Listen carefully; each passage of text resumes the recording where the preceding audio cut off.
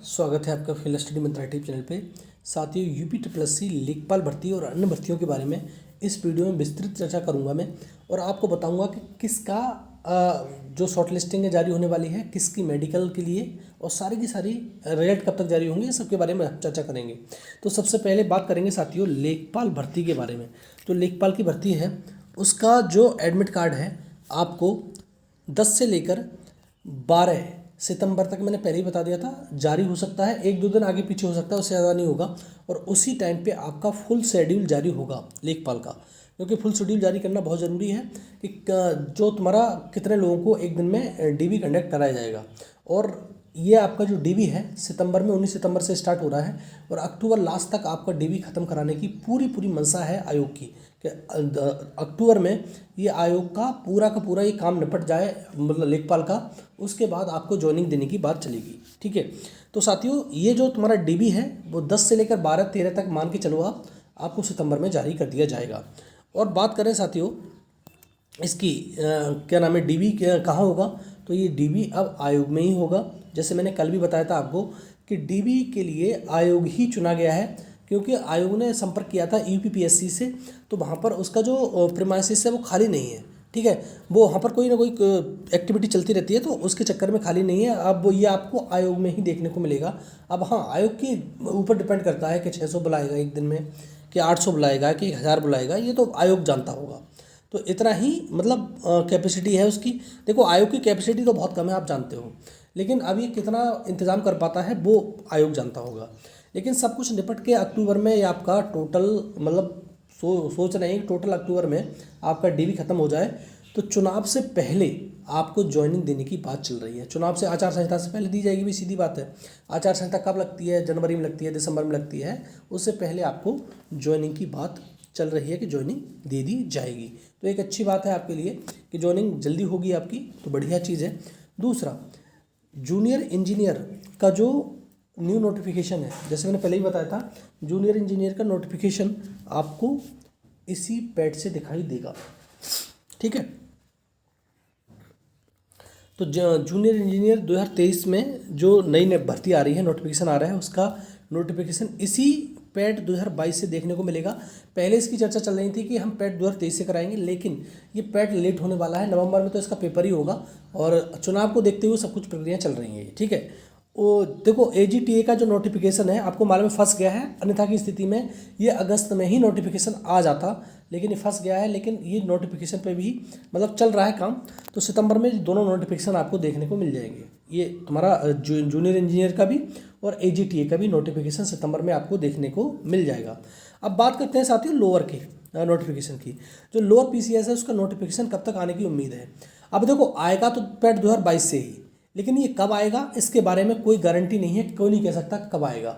हाँ, अक्टूबर में आ जाए, नवंबर में आ जाए, कभी भी आपको नोटिफिकेशन देखने को मिल सकता है। लेकिन आप अगर एक अच्छी वैकेंसी में जाना चाहते हो, जैसे बहुत अच्छी वैकेंसी लेना चाहते हो, ऑक्यूपाई करना चाहते हो, तो लोअर की तैयारी मेरे हिसाब से करनी चाहिए आपको। ठीक है साथियों, तो लोअर की तैयारी क्या बताया मैंने साथियों, कि जो लोअर की भर्ती है मेरे हिसाब से सबसे बेस्ट भर्ती है। अगर यूपी ट्रिपल एस कोई भर्ती करा रहा है और सबसे बेहतरीन भर्तियों में कोई आ रही है, तो वो आ रही है लोअर की भर्ती।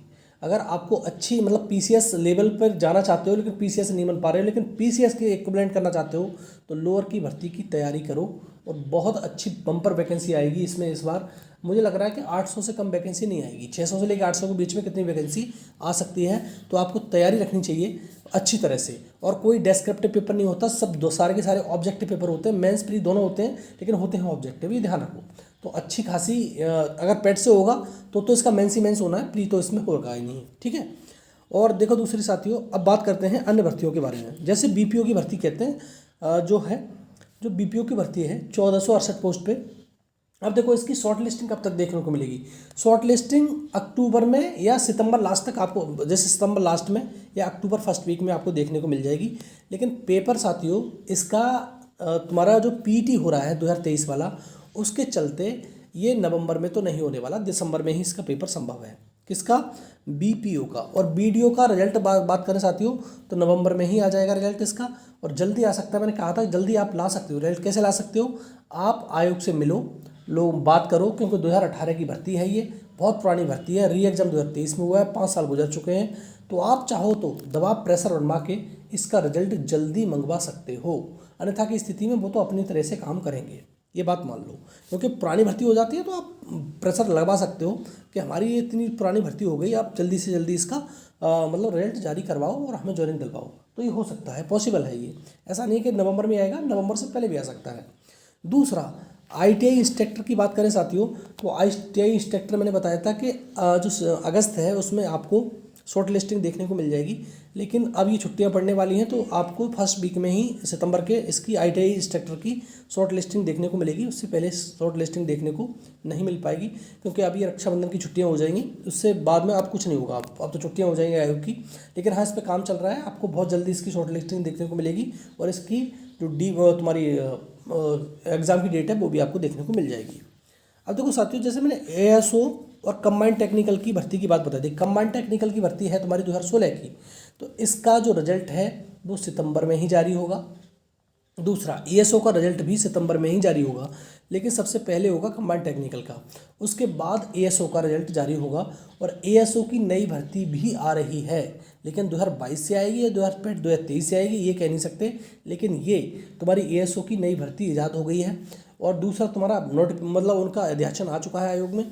दूसरा, ये तुम्हारा लोअर PCS का तो पहले से ही पड़ा हुआ है, इस पर काम चल रहा है लोअर PCS पे। JEE की भर्ती नई आने वाली है, और तुम्हारी एक बड़ी भर्ती, बम्पर भर्ती, अगर आपको PET 2023 देना है तो बढ़िया से देना। 4500 लेखपाल की भर्ती निश्चित तौर पे आएगी, क्योंकि उसका अध्याचन आयोग में आ चुका है। इसके पद बढ़ेंगे ही, घटेंगे नहीं, ठीक है। जो लेखपाल की भर्ती राजस्व विभाग में आती है उसके पद 5000 हो सकते हैं, 5500 हो सकते हैं, लेकिन 4500 से कम नहीं रहेंगे, ये बात मान लो। तो आपको अच्छे से तैयारी रखनी है।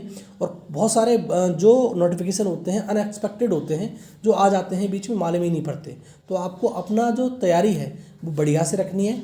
और फार्मासिस्ट की तो उसकी वैकेंसी की पूछ रहे थे बहुत सारे लोग, तो फार्मासिस्ट की वैकेंसी भी आने वाली है। और जो तुम्हारा जो और भी बहुत सारी वैकेंसियाँ हैं जो पेंडिंग हैं, वो आयोग में अध्याचन आ चुके हैं, वो आएंगी, ठीक है। अगर 2022 से नहीं आएंगी तो 2023 से आएंगी, तो कुछ तो दिखाना है उनको। तो 2023 में भी अच्छी खासी वैकेंसी आएंगी। और एक चीज़ सबसे बड़ी भर्ती है तुम्हारी लेखपाल की, 4500 पदों पर आप अपनी तैयारी बनाए रखो और अच्छे से पेपर देना। और मैं बार बार कहता हूँ कि पैट में कम से कम आपका स्कोर 75+ होना चाहिए, अगर आपको कोई भी भर्ती देखनी है। मान लो पद 100 ही आए तो आपके नंबर हैं तुम्हारे 70 ही, तो कुछ नहीं कर पाओगे। अगर किसी भर्ती में पद 100 आते हैं और अच्छी खासी वैकेंसी, मतलब अच्छे खासा मतलब भर्ती है वो, तो इस प्रकार से कम 80 नंबर लेके आने पड़ेंगे, 80, 82, 85। क्योंकि आपको मालूम है एक भर्ती थी तुम्हारी UDLD वाली, तो उसमें तो कट ऑफ ही इतनी चलेगी 86-87, तो आप लगाओ अंदाज, तो बहुत ज़्यादा कट ऑफ चली जाती है, ठीक है। तो कम भर्ती वैकेंसी रहेंगी तो कट ऑफ बहुत ज़्यादा चली जाएगी। और ये हर भर्ती के लिए पैट का स्कोर, शॉर्ट लिस्टिंग अलग अलग होती है, ये आप जानते हो। तो कम से कम किसी भर्ती में अगर अच्छी खासी वैकेंसी आ रही है, जैसे लोअर की भर्ती आ रही है, तो कम से कम आपको 75 अंक तो लेकर आना ही पड़ेंगे, 75 से लेकर 78, तभी आपके लोअर जैसी भर्ती में आप देख पाओगे। अदरवाइज आप आउट हो जाओगे और आप हाथ मलते रह जाओगे कि काश इसमें हो जाता मेरा। तो अभी से तैयारी रखो।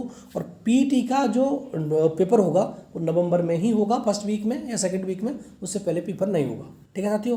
तो ये रहा वीडियो अच्छा लगता है तो लाइक शेयर कर दिया करो साथियों, और चैनल को सब्सक्राइब करके अवश्य रखो, ठीक है साथियों। धन्यवाद।